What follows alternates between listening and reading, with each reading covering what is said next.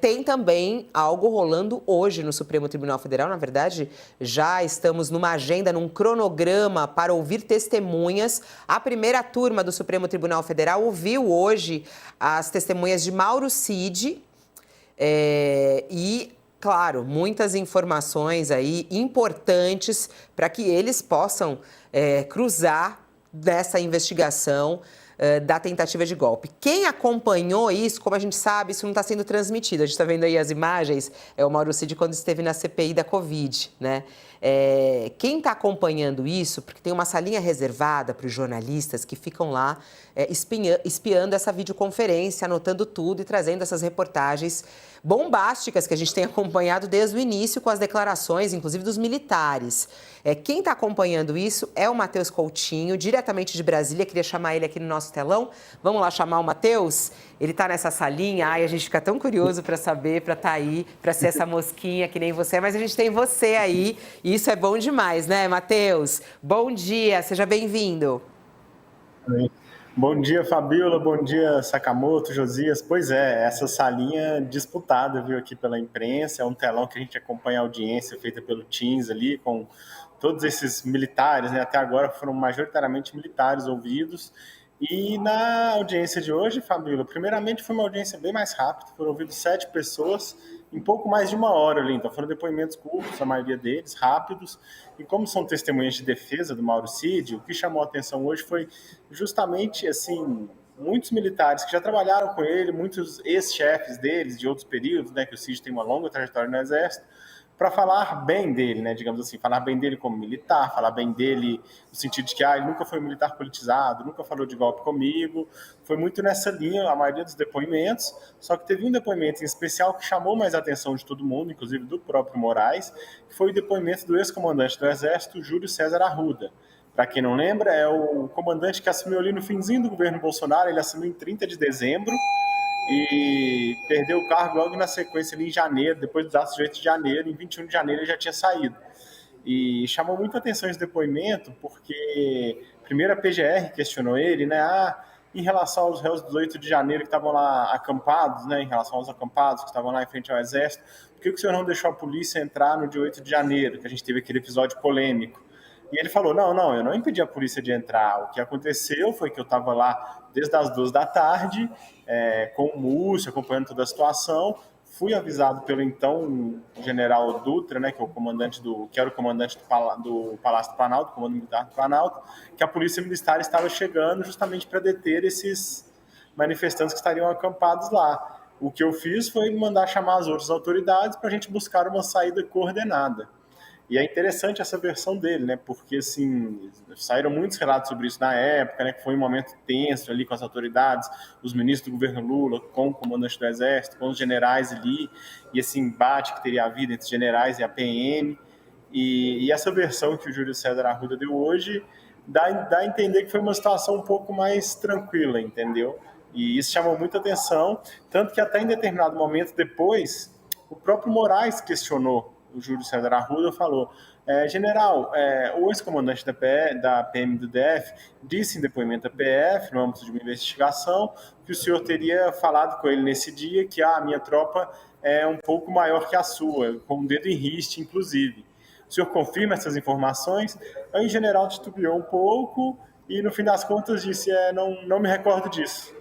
Então, assim, foi bem curioso isso, sabe? Você vê que ele aparenta ter um certo recuo ali, tentando transmitir como se fosse uma situação não conflituosa, como se fosse uma situação que, não, nós chamamos ali, conversamos, né, com os ministros, tanto o Rui Costa, o Flávio Dino e o ministro da Defesa, José Múcio, que estavam lá, chegaram lá no QG no dia, conversaram junto com o comandante do Exército e com o comandante do Comando Militar do Planalto.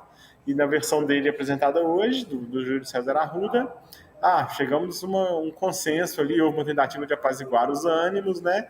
E chegou-se a um consenso, e, enfim, as prisões não foram realizadas naquele dia, mas buscou-se fazer algo de forma mais coordenada. E foi essa versão que chamou bem a atenção, assim, sabe? Dá a impressão de que foi uma situação mais tranquila, mas tudo bem. Matheus, você pode ficar mais um pouquinho ou tá correndo aí?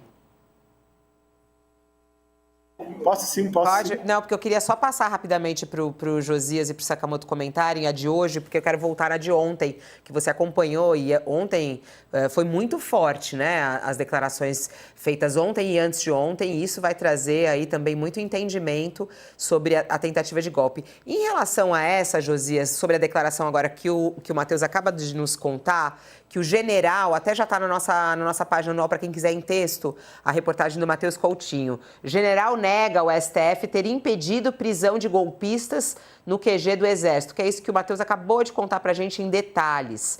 Né? Até o Matheus falou assim, pelas declarações dele parece que foi mais tranquilo. O que isso ajuda nesse entendimento do 8 de janeiro, Josias? Não foi tão tranquilo quanto o general faz supor, né?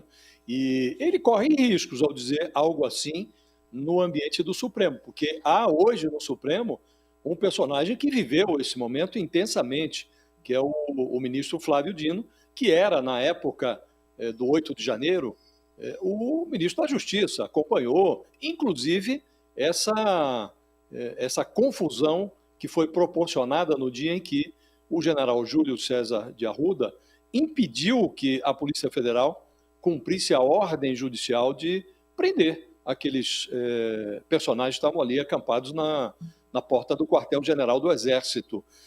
Depois se alegou, o então comandante militar do Planalto, que era o general Dutra, falou, inclusive, pelo telefone. Ele contou depois que falou até colocaram ele em linha até com o Lula, e ele alegou que se a polícia entrasse naquele momento, e era final de tarde, próximo do anoitecer, que poderia haver um banho de sangue ali no acampamento e que não seria conveniente e que o ideal era que deixasse para a manhã seguinte.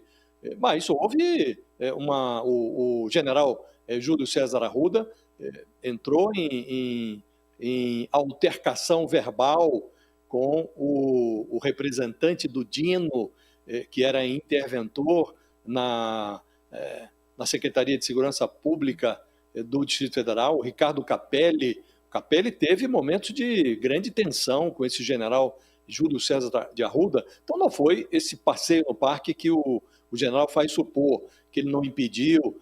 O que se conta é que havia, inclusive, blindados para impedir a passagem da polícia. Então, esse depoimento ele tem uma relevância historiográfica, mostra por que esse general foi afastado do posto pouco depois de ter sido alçado ao comando do Exército, né? E de resto, Fabiola, fora esse depoimento esquisito do general, nesse ponto, o resto é inservível. O lote de depoentes que foram arrolados pelo Mauro Cid não tem grande serventia para o processo, para a elucidação do caso. Foram ali para elogiar o Mauro Cid. Esse tipo de depoimento, sobretudo num caso como o do Mauro Cid, cujo comportamento é absolutamente conhecido por todo mundo, ele hoje é um delator, portanto, um criminoso confesso, e que está reivindicando do Poder Judiciário um prêmio qualquer pela delação que fez. E no final do processo, quando for feito o julgamento, o Supremo vai decidir qual é o prêmio que o Mauro Cid merece. E esse rol de testemunhas vão ali para elogiar. Isso não tem interferência nenhuma no processo, é só uma perda de tempo. Mas ele tem o direito de arrolar as suas testemunhas e os ministros são obrigados a ouvi-las. Agora, do ponto de vista prático, a serventia é nenhuma, Fabiola. Aliás, eu queria só trazer, o Matheus também publicou agora há pouco uma outra declaração, num outro depoimento, falando sobre a preocupação do Mauro Cid em relação ao envolvimento dos chamados kids pretos.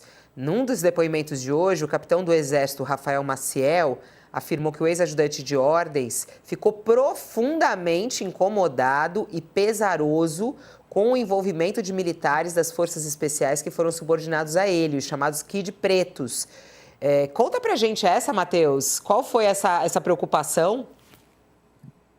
Pois esse foi um depoimento também que chamou atenção, justamente porque esse Rafael é uma pessoa muito próxima do Cid, é um amigo dele, é um dos militares que esteve visitando ele na prisão, porque tivemos isso também, né? Muitos desses testemunhos de defesa são militares que acabaram visitando e conversando com o Cid na prisão. Num primeiro momento, ele relatou que fui lá mais prestar solidariedade, não, falamos só do que já estava colocado na mídia, o Cid era muito reservado. Ele não deu muitos detalhes do que eram essas conversas, que foi outro ponto que marcou hoje, assim, senão esses testemunhas não falaram muito bem o que eles conversavam com o Cid na prisão. Deram a entender que foi uma coisa mais de prestar homenagem, estavam mais batendo papo, assim, aparentemente, segundo eles falaram agora. E esse Rafael, chegou um momento que ele foi questionado, então, pela defesa do Braga Neto, que questionou, o senhor comentou que teve com ele na prisão, ele conversou com o senhor sobre esse plano de assassinato de autoridades, ele te levou isso, vocês conversaram sobre isso? Ele falou, olha, não conversou comigo sobre minuta nenhuma, nem nada, mas o que eu percebi é que ele realmente ficou pesaroso, ficou sentido, ao saber desse envolvimento, de que haveria aqueles peritos que foram subordinados a ele. Lembrando, novamente, que o Mauro Cid é um militar que já está há muito tempo na caserna, já estava alçando voos mais altos, poderia ter virado general se não fosse toda essa confusão, essas prisões dele, todos esses rolos, né, que a gente já sabe agora que aconteceram. Então, assim, ele era um militar das Forças Especiais e teve muita gente subordinada a ele ao longo dessa carreira. E esse militar, esse Rafael, acabou meio que entregando um pouco isso. Falou, ele ficou sentido, eu percebi que ele estava pesaroso. Aí a defesa do Braga Neto até insistiu mais um pouco. Mas você poderia falar os nomes? Ele falou, não sei, eu imagino que sejam os kids pretos ali que atuaram com ele, e desconversou um pouco, assim, sabe?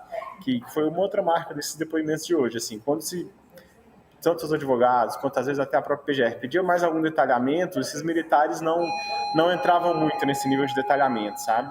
Mas chamou atenção isso, assim, porque nunca tinha saído nada antes de como o Mauro Cid estava se sentindo em relação a todos esses kids pretos que foram aparecendo ao longo da investigação, né? Lembrando que todo esse plano golpista, dessa trama golpista, tudo quem teria organizado, segundo a PF, segundo a PGR, foram grupos de militares das Forças Especiais, né? Que são o nome oficial dos chamados kids pretos, que são militares de elite, treinados justamente para operações de combate não usuais, digamos assim, operações de guerrilha, e é isso, assim, ele deu a entender que o Cid ficou um pouco abalado, um pouco sentido com essa história, assim. Agora, infelizmente, não conseguiram detalhar muito mais, e acredito que também não era interesse dele entregar mais do que o Cid teria falado ali naquele momento. Matheus, desculpe, nossa, falhou agora. Por que ele teria ficado pesaroso? Isso eu não entendi. Por qualquer motivo do pesar? Porque, pelo que foi uma pergunta sobre os planos de assassinato que vieram à tona, né, com aquela investigação da PF, aquelas prisões que teve ano passado.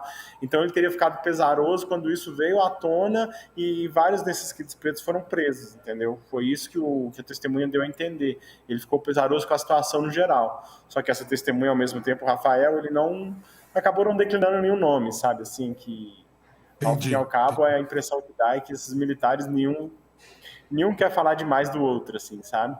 Mas seria um pesaroso nesse sentido, assim, que ele ficou chateado, incomodado por ter visto essas pessoas sendo aparentemente enquadradas mesmo, né? Porque vários ali já foram presos e tal.